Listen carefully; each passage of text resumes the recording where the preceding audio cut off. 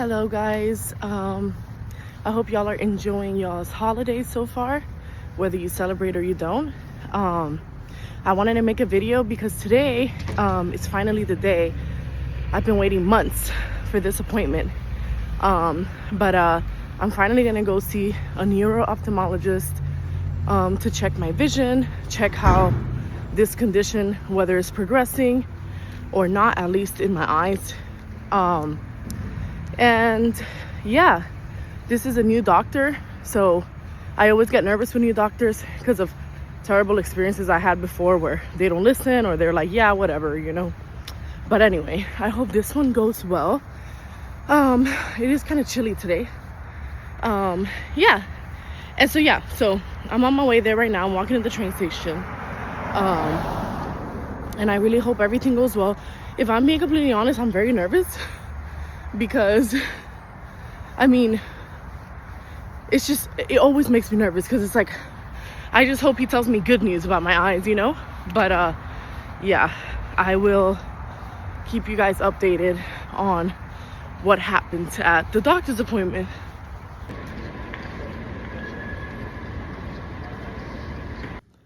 Okay, so story time. I decided to do it with this silly hat because it's the holiday season. But anyway, as you can see in the beginning of this video, I wouldn't say excited, but I was like, oh my God, the day is finally here. I'm going to go see this doctor that I booked in advance. Okay, since when I was living in Texas, I booked this, I'll have to say, I booked this almost a year in advance. Like, to have a neuro-ophthalmologist here in Washington, D.C. And it's in Maryland, in Silver Spring area. But that's just like a train ride away. So for me, it's basically like D.C., right? So, at first I was traveling to Houston to see a neuro-ophthalmologist I had there. So, I only went once. I flew to Houston and then saw a doctor there and had a lumbar puncture.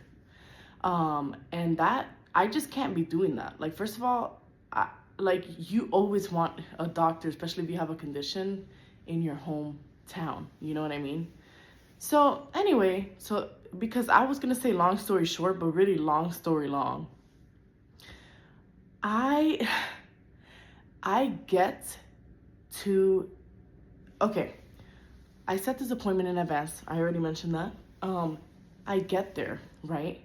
It's this building. It's like one of those buildings where they have multiple different offices in one building, and you take an elevator, and then when you get out, there's like different doors, and it says like, pediatrician, dental, insurance place, like random stuff, like just a building with random businesses in them. So that alone is like already kind of annoying because it's kind of like a maze. But I've been to buildings like that before, so I get there, right? And there's this huge screen, and it shows like you could put the doctor's name, and then it shows like where they are, right? So the only information I was getting from that big screen was Plaza 7, right? I was just like, huh? Like, I know plazas are usually like different buildings, but it seemed like the doctor was in that building. So I just guessed like, okay, 7th floor. So I went to the 7th floor, couldn't find the doctor's name. And this big screen in the beginning was like so limited information. So I literally, it was just insane. I went to ask the gift shop lady, like, cause sometimes, it's the gift shop, maybe doctors go in there, maybe she's, they're familiar with these people, right? I asked her if she knew who the doctor was, if she knew like what floor he was at, and I told her what the screen said, because she and many other people that I spoke to that day were directing me to that screen. And I was telling them like, the screen is not working. Like the screen is working, but it's not really telling me exactly where he is. It keeps telling me Plaza 7. So finally this gift shop lady, right? She tells me that the building, it's like this building that I'm looking for, I have to go outside of the big building I was in and like go to the right 2 doors down. So that's exactly what I do. I go 2 doors down, and it shows there the name. I'm not really gonna say it, I guess, on the YouTube video, even though part of me wants to, because it's like, at this point I want to call them out and be like, yo, like, because what they did was just, I mean, the way they handled this situation, especially for a critical condition where my eyesight is, you know, the important part of it, is just, I don't know, it's like a situation like this, you cannot wait. You got to see your doctors when you see your doctors, and then it takes forever to get an appointment with one of these specialists. So I was so annoyed, because I'm like, wow, at this point I'm super late. Like, hopefully, you know, they're gonna be okay with it, since it's chaotic to find the doctor, right? So I go to that building. It's closed. It looks completely closed. The lights are off. There's no one in the receptionist at all. Nothing. So I'm like, okay, so are they closed? But then there's a sign in the door, and in the door it says, like, to go to the other building, the building that I just came from, right? I just came from this building. And there was a guy there, and he was like, oh, I can't find this. Everybody was like lost. Like, the way they had it set up was just horrendous. Like, I'm over here at this point, it's like damn near hitting 3 p.m. You know what I mean? My appointment was at 2 p.m. So it's like, let me get on these phone calls. And oh, mind you, I forgot to mention, you know, I did try to call earlier, and it would like go to voicemail. You'd have to leave voicemails. Nobody was answering. And then the people that did answer seemed like they didn't know what they were doing. So at this point, I go to different offices that have ophthalmologists, and I'm thinking maybe they would know who he is. I'm asking them, and they're like, what? It should be in that building, the building that's closed with all the lights off. Nobody know. It seemed almost like this doctor was like non-existent or something. Like, nobody knew how to get him. Nobody knew what was going on. Nobody knew what to tell me. So finally I get on the phone with somebody, right? Because I'm so upset about this. I get on the phone with somebody, and they're, after, by the way, being transferred between, like, I don't know how many people, because nobody knew. I mean, I guess it's not really the people's fault, like, on the phone that pick up. But anyway, it was just annoying, like, getting transferred between, like, I don't know how many people. Finally, I get the last person I spoke to, I was telling her what happened. I'm like, so since this was not my fault, clearly the directions are wrong. Clearly, it seems like the doctor's not even in this building. I was like, so, you know, I would hope you can get me in soon. I'm talking about still in December. Like, I'm aware it's Christmas Eve, Christmas holiday time, but this is y'all's mess up. Like, y'all messed up so bad, because nobody even called me from the office to tell me that building was closed. Like, it was just wrong, okay? Tell me why this lady on the phone is like, give me a second. And she's on the phone, and she's like, okay, so the next available appointment is January 2027. 2027. At first I thought I was like, you know, I thought, oh my God, maybe she said 2026 January, because it's about to be 2026 January. And I was like, oh my God, maybe I'm tripping. No, this woman said January 2027. I literally was on the phone like, at that point, I'm going to go blind, ma'am. At that point, I'm going to go blind, because how do you expect me to wait this long to see a doctor? I don't understand how I have to wait another year to see a doctor.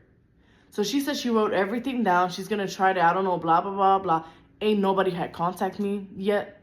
Nothing. So at this point, apparently there's only like 2 or 3 neuro-ophthalmologists here in the DMV area. They screwed me over so bad. Like, if I need to get an appointment soon, like soon, when you have this condition, you need to check your eyes often, like every 3 months. That's like if your eyes are doing okay, you know, but some people have to check them like earlier. And like, now I'm stressed out thinking about, am I going to have to fly to Houston to see a doctor? Like, just because of this mess is so frustrating. I'm really starting to, it felt so frustrating. It felt like they really gave no crap. They give no crap about us at all. It's like you're speaking to a celebrity to try to talk to a doctor. Like, I just don't understand. It's like you could be dying and they don't care. They don't they don't care. I literally had to yell on the phone and be like, like, you're telling me that I'm gonna go blind before I can see this doctor? Is that what you're telling me? Oh my God. And I knew it wasn't her fault. I knew it wasn't her fault because, I mean, really, she's just the one picking up the phone. Like, but I was so mad. And yeah, it's just very upsetting. Also, another thing I noticed too, which is not a shocker, but when I originally called her months ago when I was living in Texas, I didn't have insurance. I did not have healthcare insurance at all. Now I have insurance.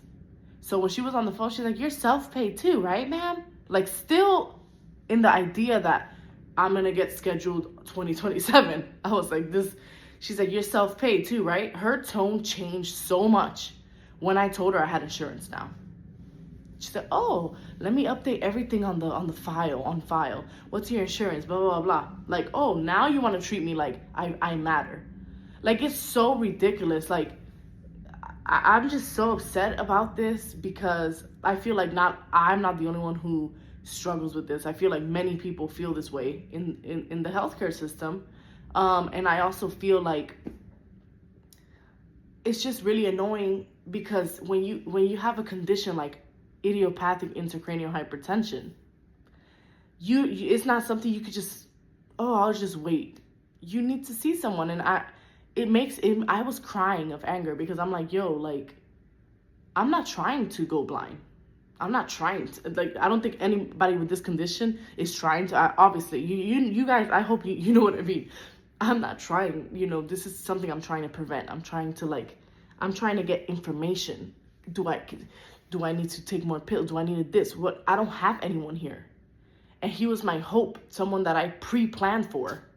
And it's like, this happened. It's just so annoying. It's like, honestly, and I guess like just the history I have with doctors not taking me seriously and kind of looking at me as a joke. It's like, my goodness, like, it's just, it really, really starts to make you think, like, it does feel like they just don't give a crap. I mean, I can't speak for everyone, obviously, like, for everybody in the medical profession, this whole thing, I can't do that because that wouldn't be fair, but it's just so messed up, and I'm so upset. And I don't know what to expect. I don't know if I'm going to be able to have an appointment with this person. I don't know if like, this is so stressful. But, yeah, it's not good. I know that my condition is not gone because I can feel it. I can feel it in my eyes. I can feel it in my head. I know it's there. If you have this condition, you're going to know it's there because you're going to feel it. So, it's insane. But anyway, that was my rant. I was looking forward to this day, and then this just happened. Now I just feel so down. Really, I feel so down. I'm trying to, like, keep it up with like the holidays coming or whatever, but to be honest, like, this is something that I really wanted to do before the new year. I want to feel like I have someone here, like a doctor, Now I feel like all the questions I have about this condition, I have to figure out on my own because it feels lonely already, And to not have a doctor in your corner, I don't know. It just sucks. I'm not saying that I'm not going to find anyone at all, but it's just, even in Houston, it took months to, like, see one specialist. For some reason, they're really busy and they're really hard to get into. So now I'm just like, are they going to be able to get me in or not? And, like, it's hard to even reach someone, like, to get someone on the phone. It's like you're trying to call the president. Like, literally, it's just, anyway, I am hoping that gets fixed. And I hope everybody has a happy holidays. And if there's anyone out there who got conditions like I do or worse, I'm hoping the best for you guys. Seriously, we're all in this together. And yeah, happy holidays. Happy whatever if you celebrate or you don't, just enjoy this time off, or enjoy just, I don't know, watching a nice movie. I don't know, but I know I need to get my mind off of everything that just happened. But anyways, yeah. Happy holidays.